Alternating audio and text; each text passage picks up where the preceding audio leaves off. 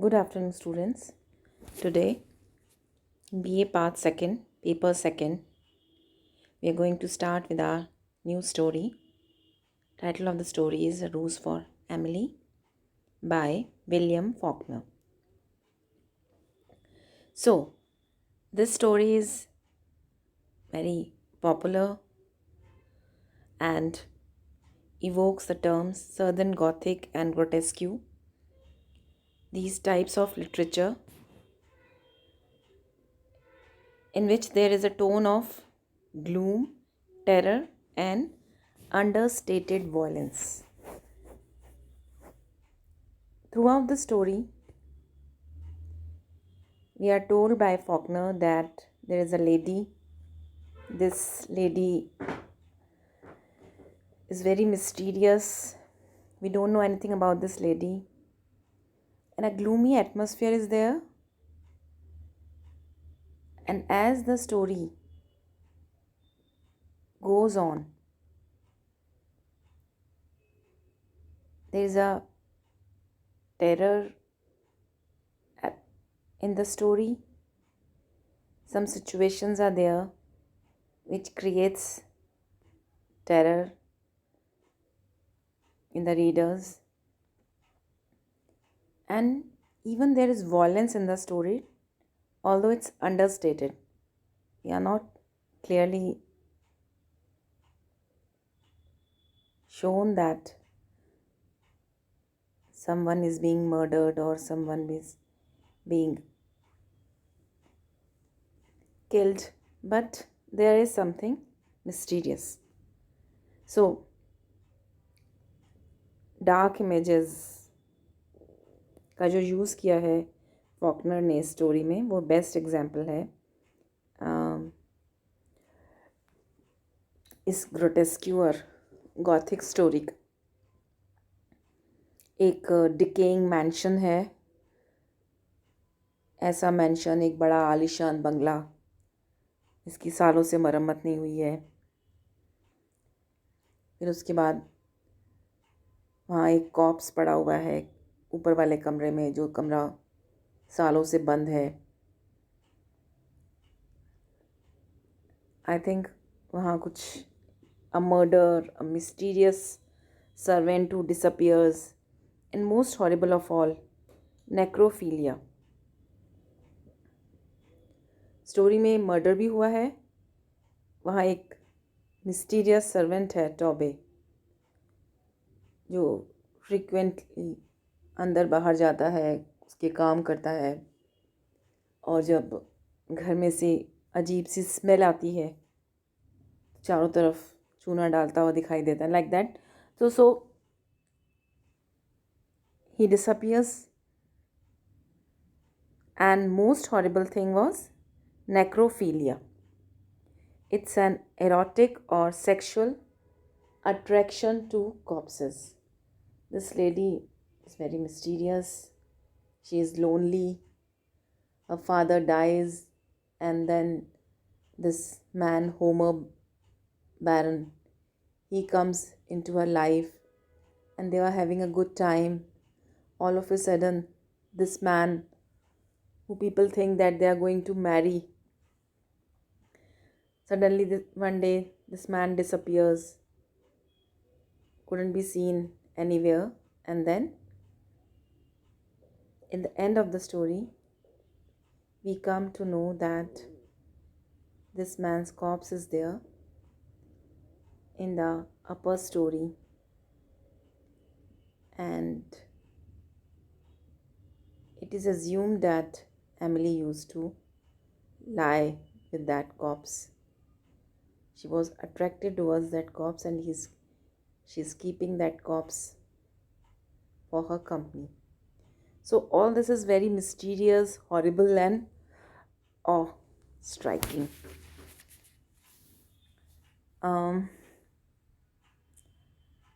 First published in the April 1930 Saturday evening post में ये पहली बार पब्लिश हुई 1930 में, रोज़ फॉर एमिली। उसके बाद रीप्रिंट किया गया ऐसे 1931 में, जहाँ collection of 13 Faulkner stories it was later included in his collected stories 1950 में, और उसकी जो सेलेक्टेड शॉर्ट स्टोरीज हैं फॉकनर की 1961 में. Most discussions of the short story centers on Miss Emily Grierson, an aristocratic woman deeply admired by a community that places her on a pedestal and sees her as a tradition, a duty, or as the unnamed narrator describes her, a fallen monument. पूरी जो story है वो miss Emily Grierson के आसपास ही घूम रही है. Aristocratic women है जो कम्युनिटी के द्वारा बहुत उसे ऊंचे पेडेस्टल पे बिठाया गया है. उसको एक ट्रेडिशन, एक ड्यूटी की तरह माना गया है. अननेम्ड जो नरेटर है उसे फॉलन मॉन्यूमेंट कह के भी बुलाता है. और आसपास रहने वाले जो नेबरहुड में रहने वाले लोग हैं वो ये मानते हैं that this women who not only poisons and kills her lover but she keeps his rotting corpse in her bedroom and sleeps next to it for many years. So this necrophilia, ये जो element है इसको जो use किया है writer ने, it's really very disgusting and repelling. That बहुत ही repulsive लगता है that a woman is staying and lying and keeping that corps beside her and sleeps with it for many years. The ending of the story emphasizes the length of time Miss Emily must have slept with her dead lover, long enough for the townspeople to find long strand of iron grey hair. एक लंबा iron grey hair वहाँ उनके उसकी जो cops है उसके पास में उन्हें पड़ा हुआ मिला. And lying on the pillow next to what was left of him, rotted beneath what was left of the nightshirt that the corpse was wearing. इसके अंदर कुछ बचा नहीं है, वो पूरा रॉटन हो चुका है और उसका केवल उसका जो गाल की हड्डियाँ और गाल के बीच में से मुंह के बीच के दांत, जो ग्रिन का मतलब होता है दांत की वो जो पंक्ति, दोनों दांत की जो दांत हैं वो से फ्लैशलेस ग्रिन, जो और हॉरिफाइंग है, जहाँ मांस नहीं है लेकिन ग्रिन, वो चमकते हुए हंसते हुए दांत दिखाई दे रहे हैं, like that. So the contrast between the aristocratic women and her unspeakable secrets form the base of the story. जो बेसिस है स्टोरी का वो यही है, एक एरिस्टोक्रेटिक विमेन है जो किसी से बात नहीं करती है, and her unspeakable secrets. The Grierson held themselves a little too high for what they really were.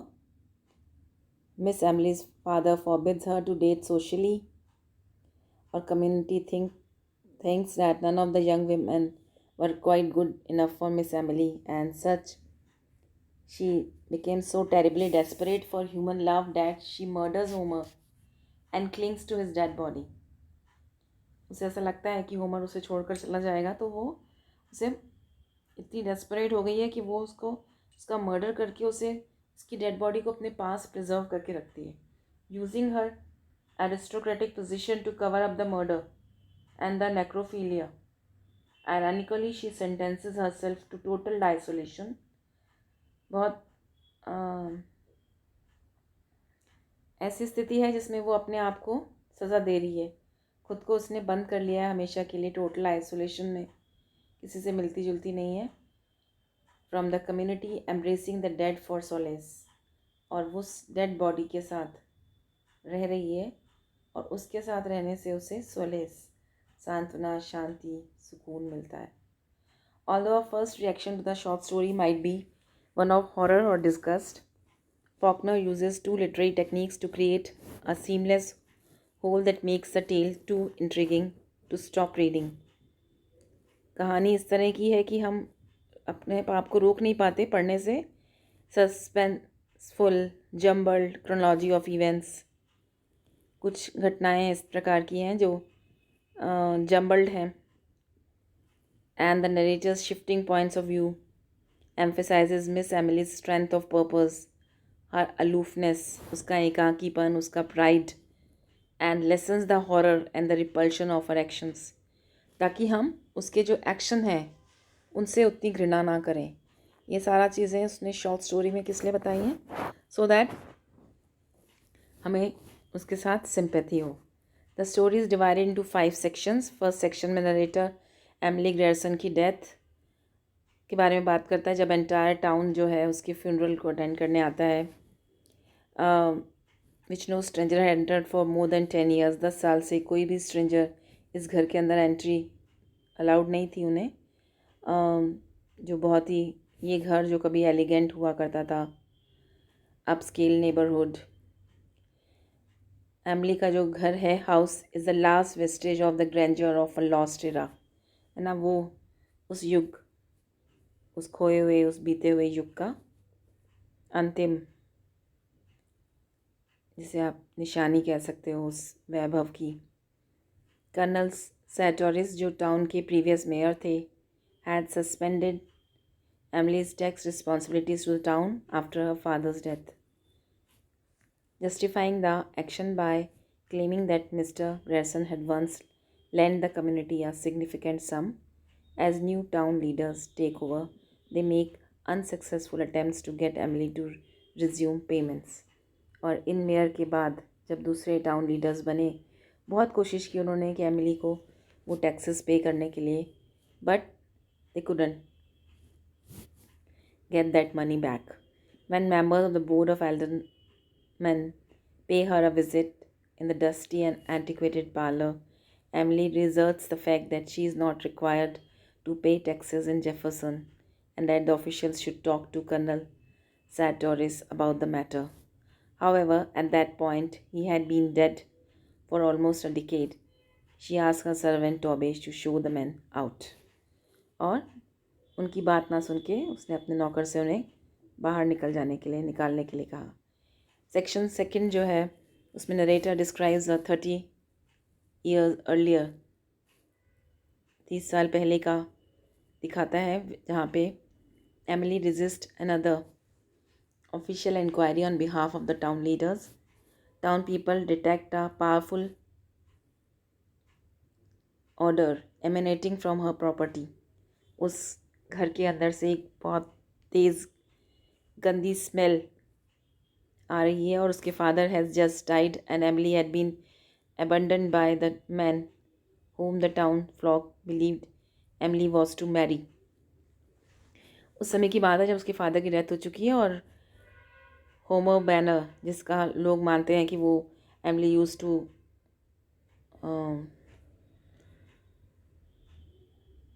Date, was dating that man, and they were believing this thing that Emily was to marry. अचानक से वो आदमी गायब हो जाता है, abandon, ऐसा लगता है लोगों को कि होमर बैनर जो है अचानक से कहीं चला गया है, बट किसी को मालूम नहीं चलता कि एग्जैक्टली वो कहाँ गायब हो गया. ये जो फाउल स्मेल की कंप्लेंट्स जब बहुत ज़्यादा बढ़ जाती हैं, तो जज स्टीवंस जो मेयर हैं decides to have lime sprinkled along the foundation of the Grierson home in the middle of the night. रात के समय ग्रेयरसन होम का जो फाउंडेशन है उसके आसपास वो चूना स्प्रिंकल करवाते हैं, और with in a couple of weeks the order subsides. और कुछ हफ्तों के बाद वो जो स्मेल थी वो कम हो जाती है. But the town people begin to pity the increasingly reclusive Emily.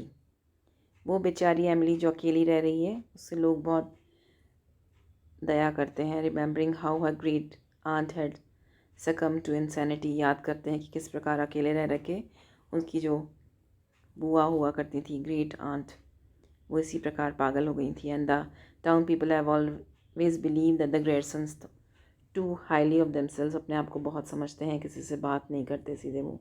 एमिलीज father driving off the many suitors deem not good enough to marry his daughter. कई अच्छे लड़के उससे शादी के लिए आए और उसके पिता ने उन्हें भगा दिया कि ये अच्छे सूटर नहीं हैं, मेरी बेटी के लायक नहीं है. With no offer of marriage in sight, Emily is still single by the time she turns 30. 30 साल की उम्र तक भी वो कंवारी है.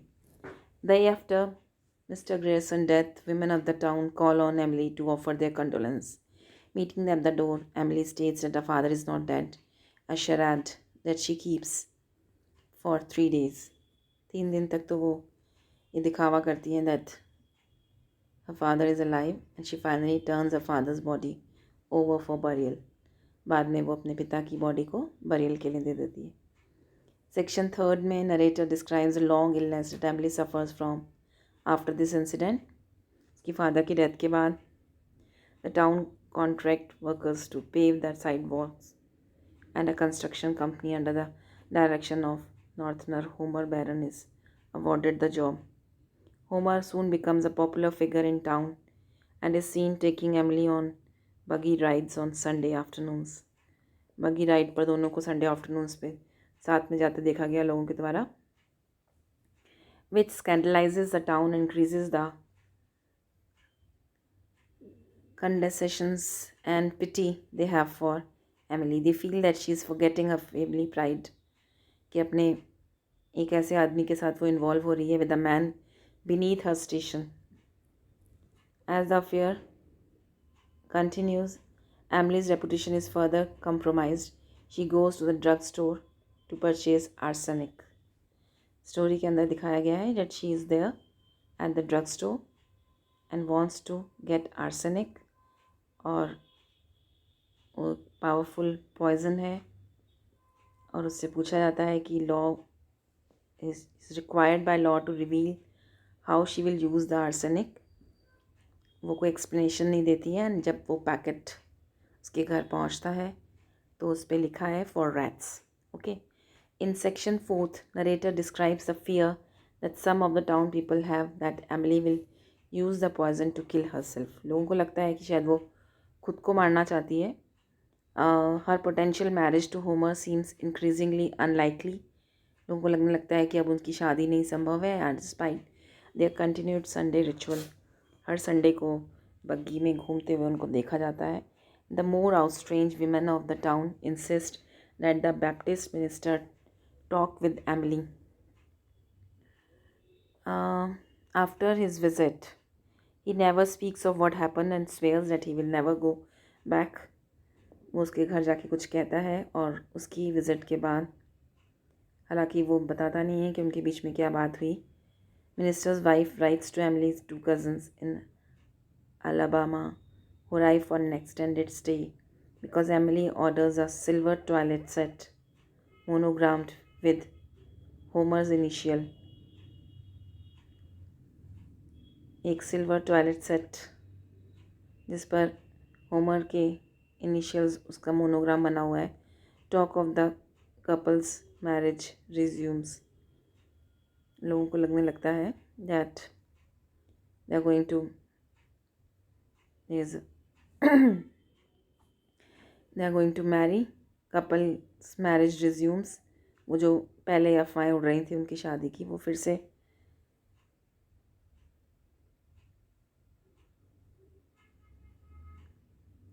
and Homer, absent from town, is believed to be preparing for Emily's move to the north or avoiding Emily's intrusive relatives. Homer जो अचानक से गायब हो जाता है तो लोगों को ये लगता है कि उसके जो रिलेटिव्स हैं, क्योंकि उसकी कज़न को वो मिनिस्टर की वाइफ लिख देती है and they don't want her to keep her relation with that Homer, तो वो अचानक से वो गायब हो गया है. एंड बिकॉज वो नहीं चाहते कि एमिली उससे शादी करें and all that. After the cousin's departure, Homer enters the Grayson home one evening and is never seen again. Cousins के चले जाने के बाद में होमर एक दिन घर के अंदर एंटर हुआ, but no one saw him coming out or he was never seen again. Holed up in the house, Emily grows plump and grey. उसी होल्ड घर के अंदर वो बंद हो गई हमेशा हमेशा के लिए.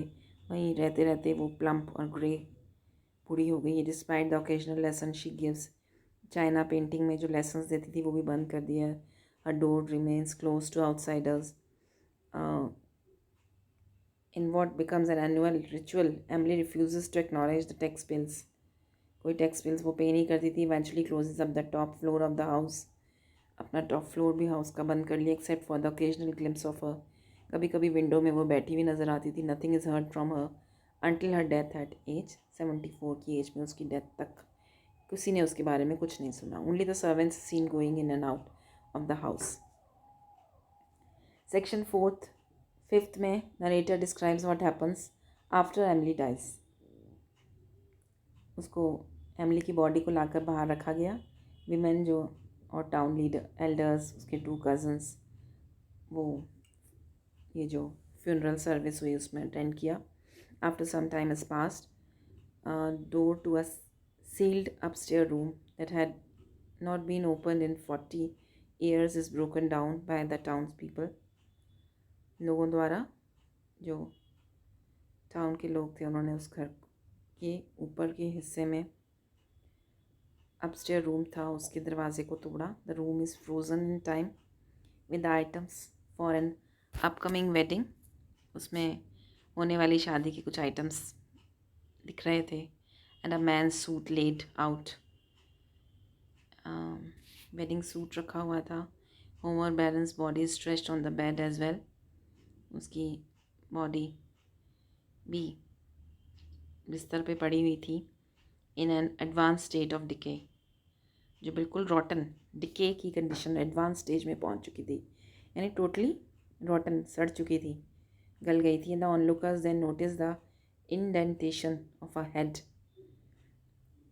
वहाँ पे आपको मार्क्स दिखाई दे रहे थे. यानी बेड के ऊपर इंडेंटेशन का मतलब होता है कि वहाँ पे मार्क्स बने हुए हैं. यानी कोई उस पर सिर रखकर पिलो पर सोया बिसाइड होमर्स बॉडी. और वो एमिली के अलावा कौन होगा. And a long strand of Emily's grey hair on the pillow. So with this mysterious in this mysterious way, Faulkner ends this story. So here the story ends without Faulkner saying anything about the story. He is not making it clear that whether Emily was really involved in that murder or anything like that.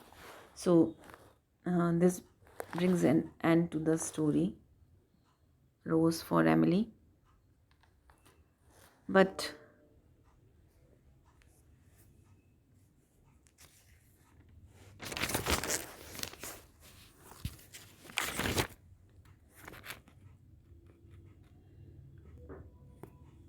the ink used was also faded. Miss Emily, so proud of her great family name, and thought it below dignity to go and meet city officers. Letters showed that she lived in the past and modernity had no effect on her.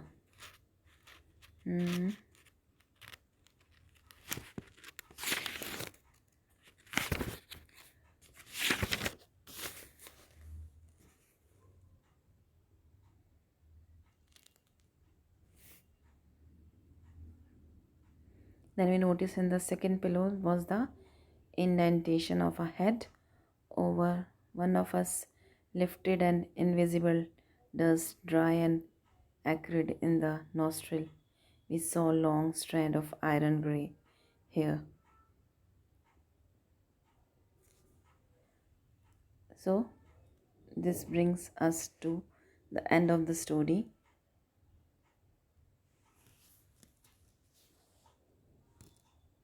Thank you for joining today's class.